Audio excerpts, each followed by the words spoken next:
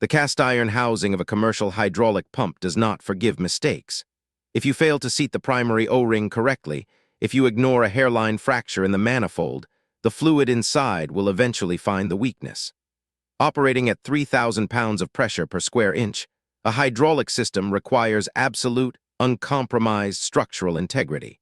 If there is a lie anywhere in the metal, the pressure will expose it. It was 6 o'clock in the morning on a Tuesday, and the main repair floor of our hydraulic system's yard was perfectly quiet. The air smelled the way it had for the last 30 years, a heavy, familiar blend of 10-weight oil, cut steel, and the faint metallic tang of burnt ozone from the welding bays. I was standing at my workbench under the fluorescent shop lights, a rag in my hand, meticulously wiping down the rebuilt valve block of a massive industrial press. My husband, Arthur, and I had built this company from a single service truck into the premier hydraulic repair supplier in the valley. Arthur had passed away 5 years ago, leaving me to run the heavy machinery, the vendor accounts, and the lives of the 20 mechanics who depended on us to keep their own families fed. I was 58 years old, and I knew every single bolt, schematic, and pressure tolerance in the building. I also knew that the quietest hour of the morning was the only time I had to process the mail before the bay doors opened, and the chaos of the day began. I wiped the grease from my hands, walked over to the small metal desk tucked into the corner of the shop floor, and started sorting through the stack of envelopes the postman had dropped through the slot the previous afternoon. Most of it was routine. Invoices from steel suppliers, a few tax documents, a catalog for specialized pneumatic tools, and then near the bottom of the pile, my thumb caught on a thick, heavy stock envelope. It bore the embossed corporate logo of the commercial insurance brokerage that handled our company's liability and executive policies. I slid a brass letter opener through the flap, expecting an annual premium notice or a standard privacy disclosure. Instead, I pulled out a single sheet of watermarked paper. It was a confirmation letter from our lead broker. The text was brief, bureaucratic, and entirely out of place. Dear Evelyn, thank you for your recent policy update. This letter serves as official confirmation that the requested beneficiary modifications to your corporate Keyman life insurance policy have been successfully processed and finalized as of October 12th. I stopped breathing for a fraction of a second. The ambient hum of the shop's air compressor suddenly sounded very far away. I stared at the black ink on the page, tracing the letters with my eyes. A Keyman insurance policy is a specialized commercial life insurance contract. The company takes it out on its most critical executive, in this case, me. If something catastrophic were to happen to me, the policy would immediately pay out a massive death benefit directly to the corporation, ensuring the business had the capital to survive the transition, pay off creditors, and keep the mechanics employed while a new owner was found. I had not authorized a policy update. I had not spoken to our broker in 11 months. I had absolutely no reason to touch the beneficiary structure of a safety net designed to protect the legacy Arthur and I had built. I looked back down at the date stamped at the top of the letter. October 12th. It was exactly 1 week ago. My mind instantly rewound to that specific afternoon, locking onto a conversation that had bothered me but that I had forced myself to dismiss. 1 week ago, I had been standing in the front administrative office. It was a sterile, climate-controlled space with glass walls that looked out over the dirty reality of the shop floor. It was the domain of my 34-year-old stepson, Nathan. When Arthur died, Nathan had expected to immediately take over the company. He had always hated the grease, the noise, and the physical labor of the yard, but he deeply loved the authority of a corner office and the prestige of a corporate credit card. I had given him the role of administrative manager, hoping the responsibility would ground him, hoping he would mature into the kind of man his father had been. For 5 years, I had absorbed his condescension, his expensive tailored shirts that never saw a speck of dirt, and his quiet resentment of my authority. I had given him the benefit of the doubt because I loved his father. On the afternoon of October 12th, Nathan had called me into his office, holding a printed vendor manifest. He had looked at me with an expression of exaggerated, gentle concern. "Evie, sit down for a second," he had said, using the quiet, soothing tone someone might use on a frightened animal. I had remained standing, my work boots leaving faint dust prints on his pristine carpet. "What is it, Nathan? We have 3 loaders waiting on custom seals." He had sighed, tapping a manicured finger against the paperwork. "It's the Parker-Hannafin order. The internal routing codes are completely scrambled. You approved this yesterday, and you used the discontinued catalog numbers. The shipment was delayed by a week. It's going to cost us." I had frowned, reaching for the paper. I never scrambled vendor codes. My memory for inventory was exact. Let me see that. I checked those numbers twice. Nathan had pulled the paper back slightly out of my reach, his expression shifting into a mask of pity. Evie, it's fine. I fixed it. But this is the third time this month you've slipped up on the administrative side. You're working too hard on the floor. You're forgetting things. I think it's time you surrender the financial oversight to me. Let me handle the corporate side, the insurance, the banking. You need to reduce your stress before you make a mistake we can't afford. I had felt a flare of defensiveness, but I had pushed it down. I was tired. I was 58, working 60-hour weeks, and maybe, just maybe, I had transposed a digit. I had looked at my stepson, seeing the shadow of my late husband in his jawline, and I had chosen protective empathy over my own pride. I had rationalized his behavior, assuming he was just an overeager, brittle climber trying to prove his worth to the company. I'll be more careful, Nathan, I had told him softly, and I had walked back out onto the shop floor. Standing in the present, holding the heavy stock confirmation letter from the insurance broker, the warmth of that rationalization evaporated into thin air. The puzzle pieces locked together with a cold, terrifying snap. Nathan hadn't been trying to help me. He had been planting a seed. He was documenting a narrative of my cognitive decline on the exact same day someone contacted our corporate broker to alter the company's largest financial safety net. I folded the letter precisely in half, slipped it into the pocket of my denim jacket, and picked up my truck keys. By 10 o'clock that morning, the smell of the machine shop was gone, replaced by the aggressively filtered, chilled air of the corporate insurance underwriting office in the center of downtown. I sat in a high-backed leather chair at a polished mahogany table, my scuffed work boots planted firmly on the thick carpet. The lead underwriter, a man named Marcus who had handled our accounts for a decade, sat across from me. He looked slightly confused by my unannounced arrival. "Evelyn, it's always good to see you," Marcus said, adjusting his glasses. "Though I admit, we usually handle these routine confirmations over the phone. Did you not receive the mailed receipt?" "I received it this morning, Marcus," I said, my voice perfectly flat, perfectly calm. "I came in because I want to review the physical file. I want to see the exact parameters of the update that was processed on October 12th. Marcus smiled, a practiced corporate expression. "Of course, it was a very straightforward adjustment. As you requested, the primary beneficiary structure on your $3 million keyman policy was reassigned." The number hung in the cold air of the room. $3 million. Reassigned to whom? I asked. Marcus blinked, his smile faltering slightly at my tone. He opened the thick manila folder on the table and spun it around, sliding it across the polished mahogany so it rested directly in front of me. "To your administrative manager, Evelyn Cross," Marcus said gently, pointing to the highlighted line on the summary page. "The policy no longer pays out to the corporation upon your passing. The death benefit now bypasses the company entirely and pays the $3 million directly into a private, external trust controlled exclusively by Nathan." I stared down at the paper. I did not gasp. I did not shout. The discipline required to run a hydraulic press is the discipline required to control your own heart rate in the face of a catastrophic structural failure. I simply read the words, letting the absolute reality of the betrayal wash over me. Nathan didn't just want my authority. He wanted a multi-million-dollar windfall, and he had quietly rewritten the architecture of the business to ensure he got it. "A change of this magnitude requires authorization," I said quietly, keeping my eyes on the document. "I did not sign this. I did not authorize it. How was this legally executed?" Marcus looked mildly alarmed now. "Evelyn, we received a formalized board resolution from your office. It was accompanied by your verified electronic signature, authorizing Nathan as your legal proxy for corporate insurance matters. It came directly from your secure administrative terminal."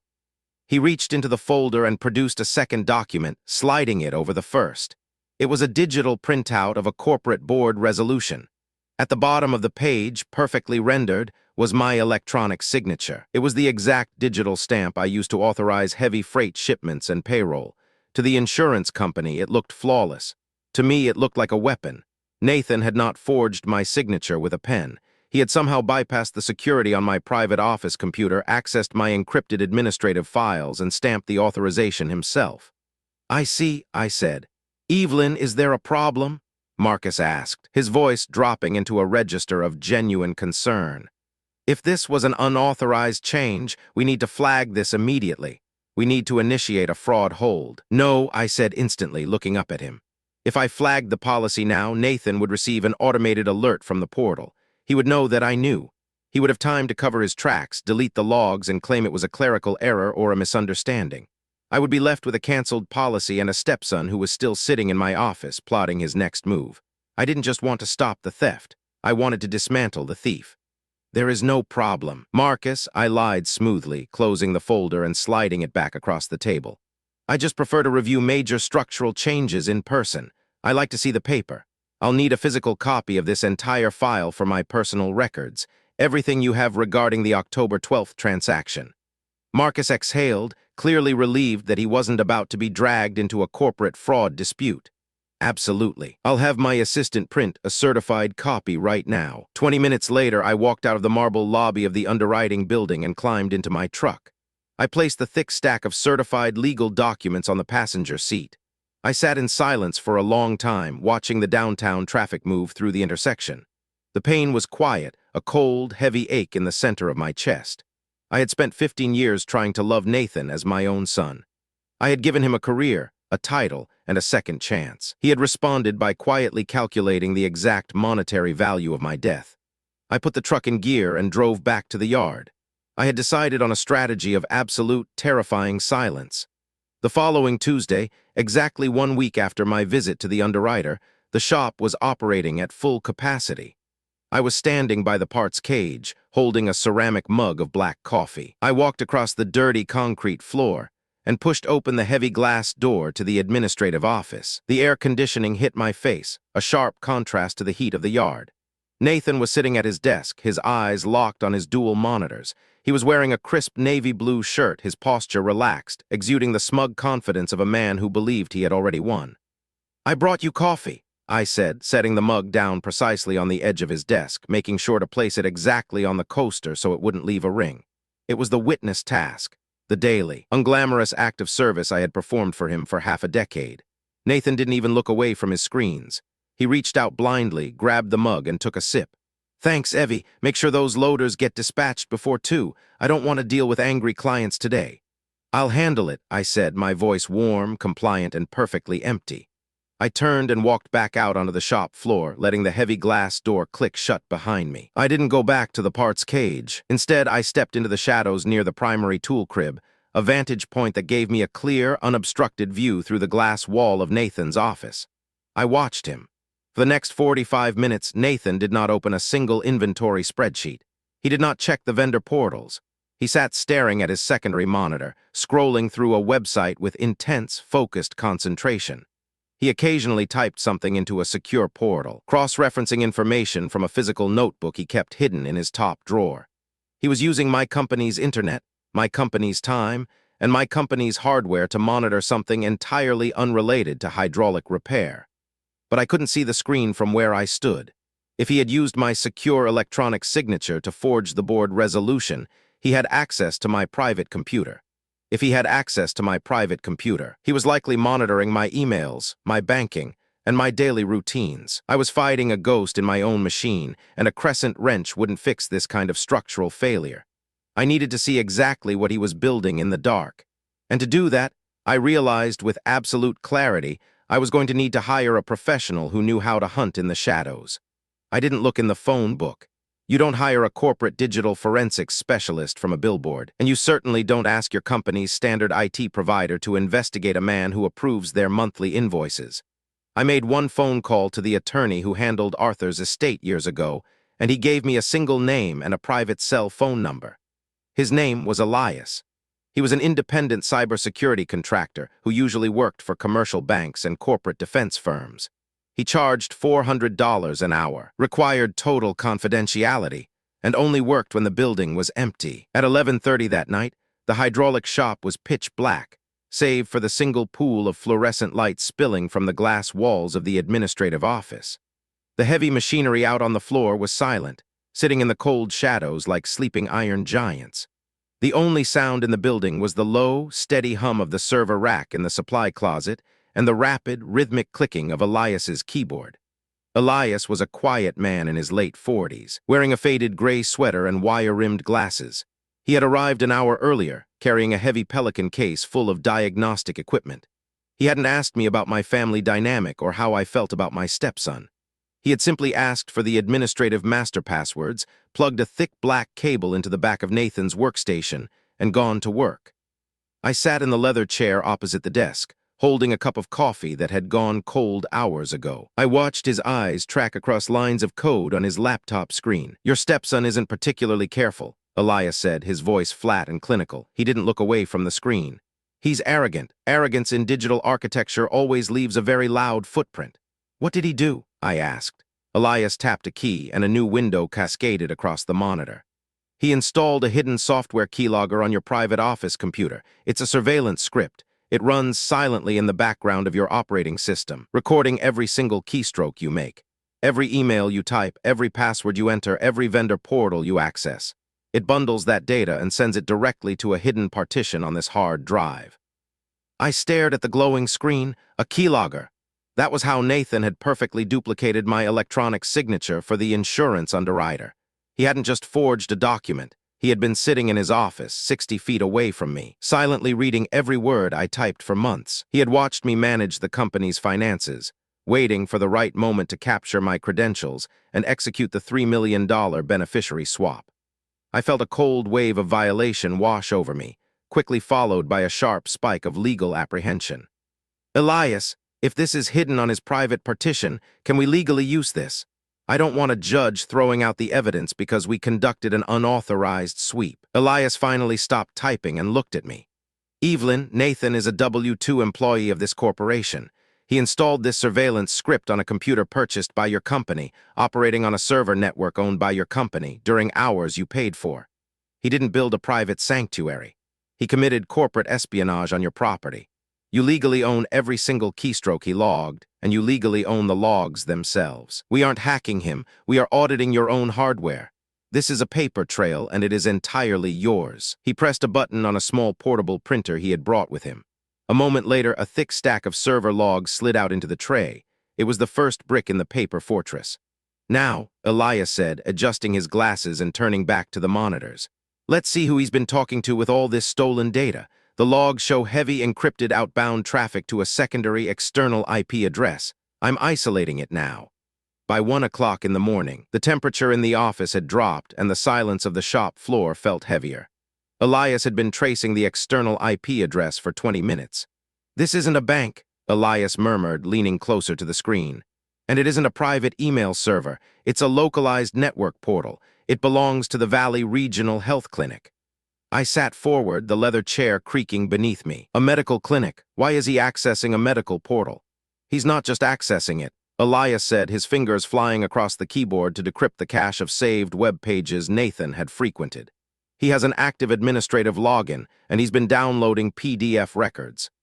Elias hit the print command again. The printer hummed, and 3 sheets of paper slid into the tray. He handed them across the desk to me. They were digital pharmacy records and clinical visit summaries. The patient name at the top of the first page was Evelyn Cross. My date of birth, my home address, and my emergency contact, Nathan Cross, were all listed with flawless bureaucratic accuracy. I looked down at the prescription history. My eyes locked onto the names of the medications. Donepezil, Memantine. I knew those drugs. I had friends whose aging parents had taken them. They were aggressive, late-stage prescriptions designed to manage severe Alzheimer's disease and profound cognitive decline. According to this official medical record, I had been under active treatment for progressive dementia for the last 8 months. The documents detailed a fictional history of missed appointments, erratic behavior, and failing memory. I looked at the dates on the clinical notes. October 12th, the exact same day Nathan had called me into his office to patronize me about a forgotten vendor code. The air in my lungs turned to ice. The threat was no longer financial. It was existential. Nathan hadn't just stolen my life insurance policy. He was actively manufacturing a documented medical history out of thin air, designed to legally erase my sanity. "This is a closed medical system," I said, my voice dropping to a near whisper. "A patient portal. Nathan doesn't have the technical skill to hack into a hospital's encrypted database and generate fake prescription histories. Someone inside that clinic had to create these records and hand him the login." "Then we follow the money," Elias said seamlessly. It was 2:15 in the morning. The fatigue in my bones had been entirely burned away by a cold, focused fury. I stood up and walked around the desk to look at the monitors over Elias's shoulder. "Pull the corporate credit card logs," I instructed, pointing at the financial directory. "And open the primary vendor ledger for the last 6 months. Nathan oversees the administrative payouts. If he's paying an inside man at the clinic, he isn't using his own personal checking account. He's too greedy for that. He's using my money to do it." Elias brought up the massive, sprawling spreadsheet of the shop's operational expenses. To an outsider, a commercial hydraulic repair facility's ledger is an incomprehensible wall of data. There are thousands of line items for steel tubing, pneumatic seals, heavy freight shipping, and industrial lubricants. But I had built this inventory system from scratch. I knew the rhythm of our ordering. I knew the specific cadence of our capital output. "Sort by miscellaneous vendor payouts," I said, leaning closer to the glowing screen. "Filter for any new LLC or independent contractor added to the system since April." The screen flickered, narrowing the thousands of rows down to 40. My eyes scanned the alphanumeric codes. P770 for the local pipe fitters. L412 for the logistics company. Then I saw it. Vendor code M250, listed under specialized consultation services. The payee was an LLC I had never heard of, registered to a residential address in the next county over. There were bi-weekly payments of $800, perfectly timed with our standard payroll cycle. "Click the routing number," I said. Elias cross-referenced the routing data with the local clinic's public employee registry. It took him less than 4 minutes. "The LLC is a shell," Elias confirmed quietly. "The routing number belongs to a private checking account. The account holder is a man named David Vance. He is a senior medical records assistant at Valley Regional Health Clinic." I stared at the name on the screen. Nathan was using company funds, disguised as legitimate business consulting, to bribe a corrupt medical assistant. In exchange, the assistant was generating fake clinical visits and fraudulent prescriptions, building an unassailable medical file that proved I was losing my mind. I reached down, pressed the print button on Elias's rig, and watched the financial transfer logs slide into the tray. I picked up a yellow highlighter from Nathan's perfectly organized pen cup and drew a thick, bright line across the fraudulent vendor codes. The tactile weight of the paper in my hand felt heavy, dense with consequence. We had the digital intrusion. We had the fake medical records. We had the money trail proving the conspiracy, but there was still one piece missing. "Elias," I said, my voice steady and cold. "Nathan didn't do all of this just to make me look foolish. He didn't forge a $3 million insurance change and build a fake dementia profile just to sit on it. He has an end game. There is a trigger mechanism. Sweep the hard drive one more time. Look for drafted legal documents. Look for unfiled petitions." Elias nodded, his fingers moving rapidly. "He has an encrypted volume partitioned on the local drive. It's password protected. Try his father's date of death," I said without hesitation. Elias typed the numbers. The progress bar flashed green. The volume unlocked. It was 3 o'clock in the morning. The quiet of the shop was absolute. Elias opened the single folder inside the hidden drive and clicked on the only PDF document saved within it. The document filled the screen. It was a formal, heavily structured legal filing. At the top, in bold, stark lettering, it read, "Petition for appointment of emergency adult guardianship and conservatorship." The petitioner was Nathan Cross. The respondent, the proposed ward of the state, was Evelyn Cross. I read the text of the petition in silence. It was a masterpiece of legal weaponization. Nathan had meticulously laid out his case to a hypothetical probate judge. He cited the fake pharmacy records, the fabricated clinical notes from David Vance, and his own documented observations of my failing memory, like the missing vendor codes. He argued that I was suffering from rapid-onset cognitive decline, that I was a danger to myself and the financial stability of the company, and that I lacked the mental capacity to make legal or medical decisions. He was asking the court to strip me of my human rights. If a judge signed this petition, I would become a legal infant. I would lose the right to sign contracts, access my own bank accounts, or run the company I had built with my bare hands. Nathan would be granted total, unchecked authority over my life, my assets, and my medical care. He wouldn't even need to wait for the $3 million keyman policy to pay out upon my death. As my legal conservator, he could simply liquidate the company and take the cash while I was still breathing. He had designed a cage out of paper, and he was preparing to lock me inside it. "He hasn't filed it yet," Elias noted quietly, checking the metadata on the file. "There's no court stamp. He's holding it, waiting for the right moment to drop it on you." The betrayal was complete. It had burned through the final layers of my patience, incinerating any lingering sense of familial obligation I held for Arthur's son. Nathan was not a confused young man. He was a predator, and he was about to learn that high-pressure systems require absolute integrity to function, or they will tear you apart. I reached out and gently closed the lid of Nathan's laptop. The screen went dark, plunging the office into shadow. "Print 3 copies of everything," I told Elias, picking up my cold coffee, "and then pack up your gear. Tomorrow morning, we are going to build a cage of our own." The next morning, at exactly 9 o'clock, the elevator doors opened onto the 42nd floor of a downtown high-rise. I stepped out into a reception area that felt like a different planet from the hydraulic repair yard. There was no smell of burnt ozone or heavy industrial grease here. The air was aggressively filtered, scented with faint lemon polish, and the floors were covered in thick, sound-dampening carpet that swallowed the heavy tread of my work boots. I was not here for sympathy. I was here for a weapon. Richard Sterling was a senior partner specializing in corporate estate defense and hostile litigation. He was 62 years old, with silver hair, wire-rimmed glasses, and a charcoal suit that cost more than most of the rebuilt valve blocks sitting in my warehouse. He was the kind of professional who did not waste time on emotional pleasantries. He operated with the cold, precise efficiency of a surgeon, and he dealt exclusively in unassailable, documented facts. I walked into his corner office, took a seat in a leather chair opposite his massive oak desk, and placed the heavy stack of papers Elias had printed the night before directly in the center of his blotter. Sterling didn't ask how I was feeling. He simply adjusted his glasses, opened the first folder, and began to read. For 25 minutes, the only sound in the sprawling office was the steady, rhythmic ticking of a brass clock on the wall and the soft rustle of paper as Sterling turned the pages. I sat perfectly still, watching his eyes track across the server logs, the falsified pharmacy records, the financial transfer sheets showing company money flowing to the corrupt medical assistant, and finally, the unfiled petition for emergency adult guardianship. When he reached the last page of the guardianship petition, he stopped. He read it twice. Then he closed the folder, aligned the edges of the paper with meticulous care, and looked across the desk at me. "Evelyn," Sterling said, his voice dropping into a low, clinical register. "In my 30 years of practicing estate law, I have seen families tear each other apart over money. I have seen forged checks and hidden bank accounts.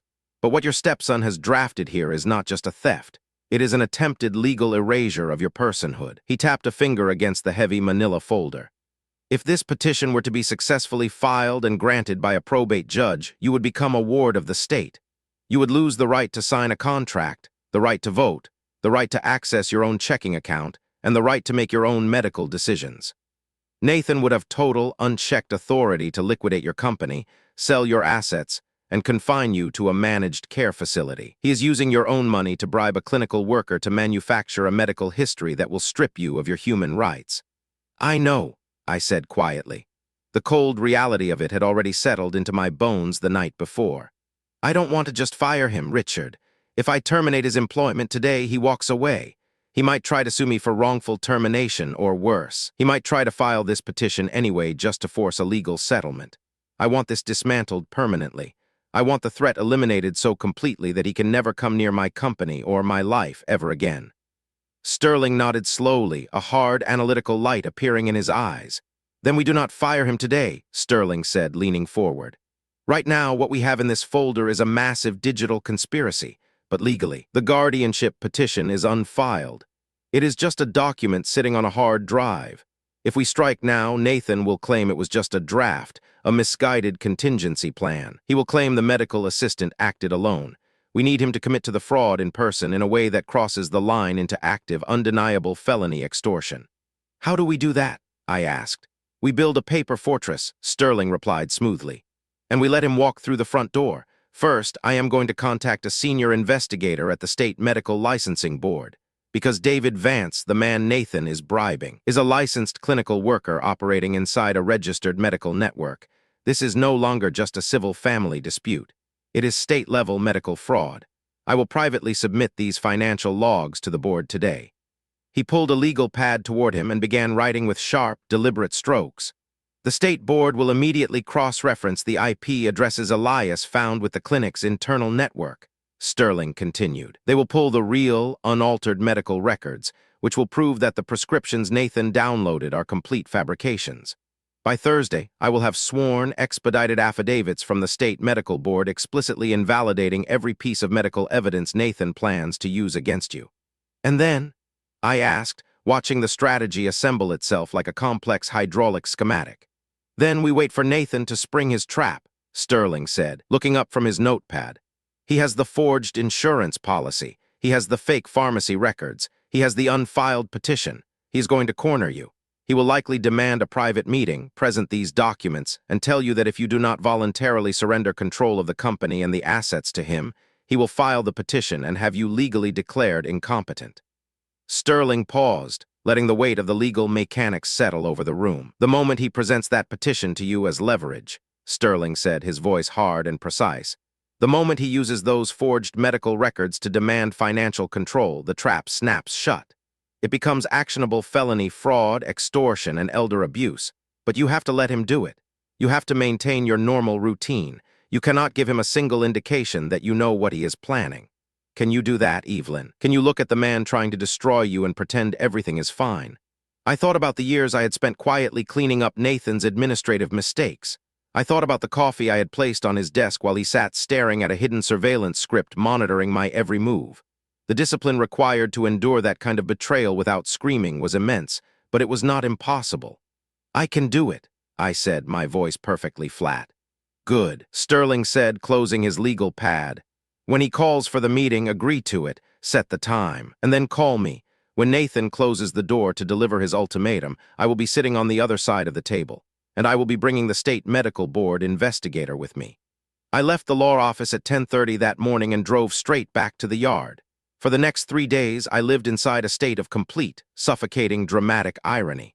Wednesday and Thursday passed with agonizing slowness. I returned to my physical baseline, burying myself in the heavy, tangible work of the shop floor. I spent hours rebuilding a massive telescopic cylinder for a commercial dump truck. A hydraulic cylinder of that size can hold 10,000 pounds of raw, crushing force, but to the naked eye, it just looks like a quiet, motionless piece of polished steel. The pressure is entirely contained beneath the surface. That was exactly how I operated for those 48 hours. I walked past the glass walls of the administrative office dozens of times. I saw Nathan sitting in his ergonomic chair, wearing his expensive tailored shirts, typing away at his keyboard.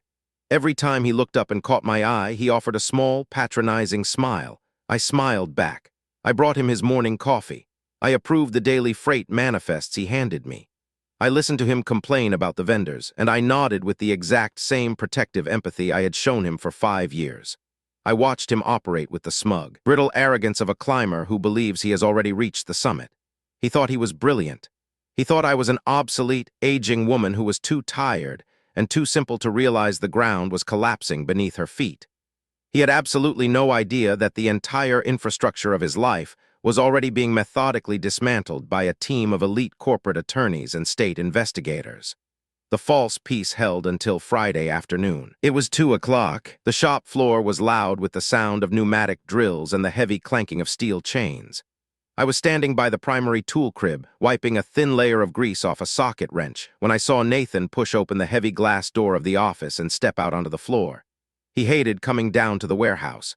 He hated the noise, and he hated the dirt. But today he walked with a strange, rigid sense of purpose. He was holding a pristine, heavy-stock manila envelope in his left hand. I kept my eyes on the socket wrench, waiting for him to approach. "Evie," Nathan said, raising his voice slightly to be heard over the hum of the air compressors. I turned, offering a mild, questioning look. "What is it, Nathan? The logistics company is waiting on the final loading codes." Nathan stopped a few feet away, keeping a safe distance from the grease-stained workbench. His face was arranged into a mask of deep, sorrowful concern. It was a performance so perfectly calibrated, so entirely devoid of genuine human emotion that it made my stomach turn. "The loading codes can wait," Nathan said, his voice dropping into that quiet, soothing tone he used when he was trying to gaslight me. "Evie, we need to talk properly, away from the noise." "Talk about what?" I asked, keeping my posture relaxed, playing the role of the oblivious, overworked stepmother to absolute perfection. Nathan sighed, looking down at the manila envelope in his hand and then back up at me. "About your health, about the mistakes that have been happening this week, and about the future of this company. It's time we had a formal family meeting, just the two of us." The trap had arrived. The bait was in the water. "I'm very busy today, Nathan," I said, offering a faint, tired resistance, exactly what he would expect from me. "I know you are," he said, stepping slightly closer, his voice laced with heavy condescension. "But this can't wait anymore. It's not safe for you to be running things like this. We are going to sit down in the main boardroom at 4 o'clock this afternoon, and we are going to figure out a transition plan. For your own good, Evie." He was looking at me with total confidence. He was holding the forged medical records and the unfiled guardianship petition inside that envelope, fully believing that at 4 o'clock, he was going to slide them across a mahogany table and strip me of everything I owned. I looked at Arthur's son. I felt no anger. I felt no grief. The betrayal had burned away every last trace of familial warmth, leaving behind nothing but cold, structural clarity. "All right, Nathan," I said, my voice perfectly flat and compliant. "If you think it's that important, the main boardroom at 4 o'clock. "Thank you," he said, offering one last, pitying smile before turning and walking back toward the safety of his climate-controlled office. As soon as the glass door clicked shut behind him, I reached into the pocket of my denim jacket, pulled out my cell phone, and dialed Richard Sterling's direct private line. He answered on the first ring. "He just set the meeting," I said quietly, turning my back to the office so Nathan couldn't see my face. 4 o'clock, the main boardroom." "Understood," Sterling replied, his voice a dry, clinical rasp. "The medical board investigator is already with me. We have the signed affidavits. We are leaving the high-rise now. See you at 4, Evelyn." I hung up the phone and went back to work. For the next 2 hours, I finished rebuilding the telescopic cylinder. I torqued the final bolts, tested the pressure seals, and documented the inventory. I operated with the unhurried pace of someone who knows exactly how a machine is built and exactly how it can be taken apart. At 10 minutes to 4, I walked over to the deep industrial sink in the corner of the shop. I turned on the hot water and reached for the heavy pumice soap. I took my time, scrubbing the thick black grease from my knuckles, washing away the dirt of the yard. I dried my hands thoroughly on a rough brown paper towel, tossing it into the metal bin. I smoothed the front of my work shirt, took a slow, deep breath of the ozone-scented air, and turned toward the steel stairs that led up to the administrative level. The main boardroom was located at the far end of the hallway, past Nathan's glass-walled office.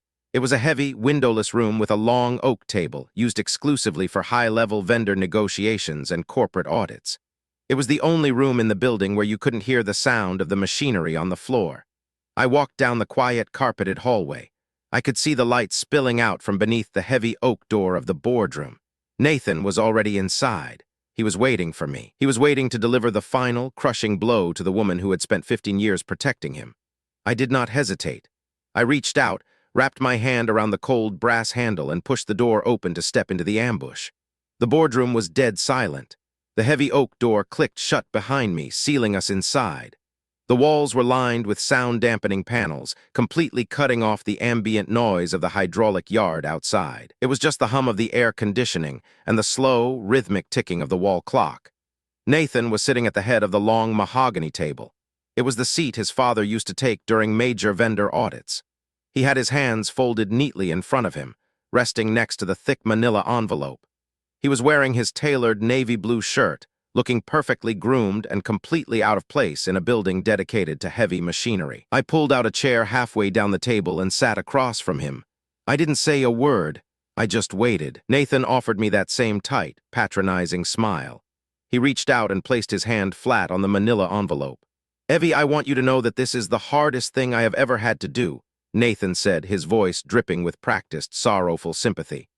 "I have spent the last 6 months watching you decline. You are forgetting codes. You are missing inventory deadlines. It is not safe for you to be running this company anymore, and it is not safe for our employees to rely on a failing mind." I kept my face perfectly still. I looked at the envelope. "I have spoken to medical professionals," Nathan continued, sliding the envelope across the polished wood until it stopped directly in front of me. "I have a documented history of your cognitive decline.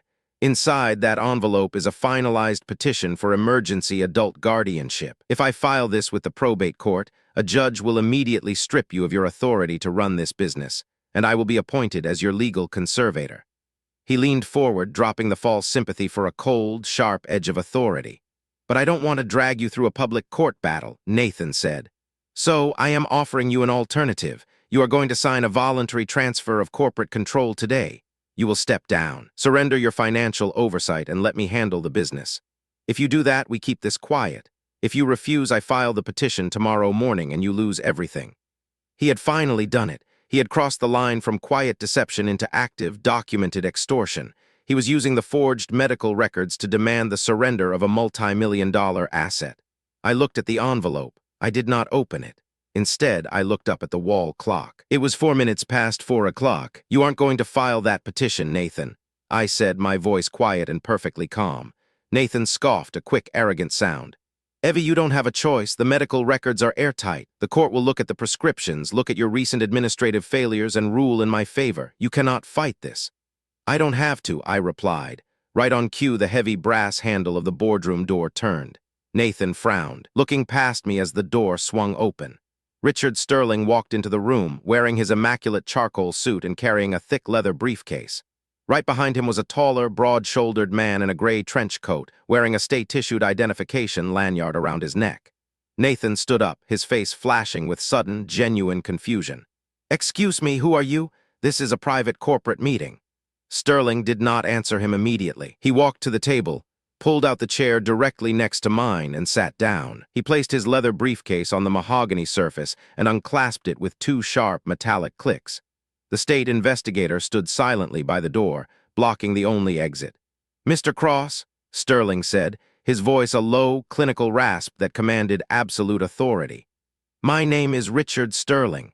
I am the senior corporate estate defense attorney representing Evelyn Cross and this corporation. The gentleman standing by the door is Investigator Thomas with the State Medical Licensing Board." Nathan's smug confidence vanished instantly. The color drained from his face, leaving his skin a pale, sickly gray. He looked at me, then at Sterling, his mind desperately trying to calculate how his airtight trap had just disintegrated. Sterling reached into his briefcase and pulled out a stack of paper 3 inches thick. He placed it squarely on the table. "You are currently attempting to extort my client using fraudulent medical records," Sterling said, speaking with the steady, unhurried rhythm of a judge reading a verdict. "You claim those records are airtight. They are not. We know exactly what they are, and we know exactly how much company money you paid David Vance to forge them." Nathan flinched physically at the sound of Vance's name. His hands dropped to his sides, trembling slightly. "Investigator Thomas detained Mr. Vance at the Valley Regional Health Clinic at 2 o'clock this afternoon." Sterling continued smoothly. "Mr. Vance has already surrendered his personal bank records, which perfectly match the fraudulent vendor payouts you authorized from this company's ledger. Furthermore, the State Medical Board has issued sworn affidavits confirming that the clinical notes and prescriptions you hold in that envelope are total fabrications." Sterling slid the state affidavits across the table. They bumped gently against Nathan's manila envelope. "We also have the complete server logs from your workstation," Sterling said, sliding the digital forensics printouts over next to the affidavits. "They document the hidden keylogger you installed on my client's private computer. They document the exact time and date you captured her electronic signature, and they document your unauthorized transmission of a forged board resolution to the commercial insurance underwriter to alter the $3 million Keyman policy." Nathan backed away from the table, his breath coming in short, panicked gasps. The brittle climber had finally looked down and realized there was no safety rope. He was completely surrounded by his own documented crimes, staring at an elite attorney who dealt exclusively in his destruction. "Evie," Nathan stammered, his voice cracking. He looked at me, his eyes wide with desperate, pleading terror. "Evie, wait. This is a misunderstanding. I was just stressed. I was just trying to secure my future. You know me. I'm family." I sat in my chair, my hands resting quietly on my lap. I looked at the man who had spent 6 months trying to erase my legal existence. I felt absolutely nothing for him. The emotional margin I had given him for 5 years was entirely gone, replaced by the cold, structural strength of the truth. "My name is Evelyn," I said, my voice dropping to a flat, heavy bass line, "and you do not work here anymore." Sterling pulled one final piece of paper from his briefcase. It was a formal, heavily stamped document. "This is your immediate notice of termination," Sterling told him, sliding it across the wood. "Effective at this exact minute. This is also a permanent criminal trespass warning. If you ever set foot on this property, approach Evelyn Cross, or attempt to access a single corporate network again, you will be arrested on site. Gather your personal items from your desk. Investigator Thomas will escort you off the premises." Nathan did not argue. He did not shout. The sheer, overwhelming weight of the institutional force arrayed against him crushed any thought of resistance. He turned, his shoulders slumped in total defeat, and walked out of the boardroom with the state investigator right behind him. I remained seated at the mahogany table, listening to the heavy footsteps fade down the carpeted hallway. The silence returned to the room, but this time it was not the tense silence of an ambush. It was the deep, resonant quiet of a repaired system. The weeks that followed were defined by the cold, grinding machinery of the legal system. I did not have to lift a finger. Richard Sterling handled the dismantling with the clinical precision of a surgeon removing a tumor. First, the insurance policy was secured. Sterling delivered the forensic server logs and the forged board resolution directly to the commercial underwriting office. The $3 million beneficiary change was judicially canceled, completely nullified, and the policy was permanently reverted to the corporation. Nathan's hidden trust was dissolved before a single dollar ever reached it. The state medical board moved quickly against David Vance. He was terminated from his position at the clinic. His state license was permanently revoked, and he was indicted for medical fraud. He agreed to testify fully against Nathan in exchange for a lighter sentence. With Vance's testimony and our forensic paper trail, the local prosecutor's office initiated felony forgery, corporate espionage, and extortion charges against Nathan. But the most satisfying consequence was delivered quietly, entirely through the mail. When Arthur passed away, he had left a minor, delayed trust fund for Nathan, set to mature when Nathan turned 40. It was a modest sum, designed to give him a safety net later in life. However, Arthur's estate documents contained a standard, ironclad fraud clause. If a beneficiary committed active, documented fraud or theft against the primary estate or the surviving spouse, their claim was automatically forfeit. Sterling filed the motion in probate court, attaching the police reports and the server logs. The judge signed the order within 48 hours. Nathan was entirely stripped of his inheritance rights. He lost his job, he lost his six-figure salary, he lost his $3 million scheme, and he lost the last remaining gift his father had left him. He was left with absolutely nothing but mounting legal bills and a pending criminal trial. I never spoke to him again. I didn't need to. The law had spoken for me, and its voice was much louder than mine ever could be. It is a Tuesday morning, and the main repair floor of the hydraulic yard is loud. The air smells like heavy 10-weight oil, cut steel, and the metallic tang of the welding bays. I am standing by the primary tool crib, holding a ceramic mug of black coffee. I am watching my two senior mechanics carefully guide a massive polished steel piston into the cast iron housing of an industrial press. They are moving slowly, communicating with small, precise hand gestures. They know that operating at 3,000 pounds of pressure per square inch requires absolute perfection. If you try to cut corners, if you try to hide a fracture in the metal, the pressure will always find it. A lie cannot survive under that kind of weight. Manipulators like Nathan try to work in the shadows. They build their traps out of forged signatures, hidden software, and fake records, believing that a paper fortress can withstand reality. But paper crumbles the moment you apply real, systemic force. They underestimate the quiet people. They assume that because we do not shout, because we endure the daily grind, we are weak. They do not realize that enduring the pressure is exactly what makes us strong. I take a sip of my coffee, feeling the warm ceramic in my hands. I look out over the clean, organized floor of my warehouse, listening to the heavy clanking of the chains and the steady hum of the air compressors. The business is safe. The legacy Arthur and I built is secure. The senior mechanic gives a sharp nod, and the heavy steel piston seats perfectly into the housing with a deep, resonant thud. The seal is flawless. The system is structurally sound. And for the first time in months, as I walk back out onto the shop floor to get to work, my mind is completely at peace.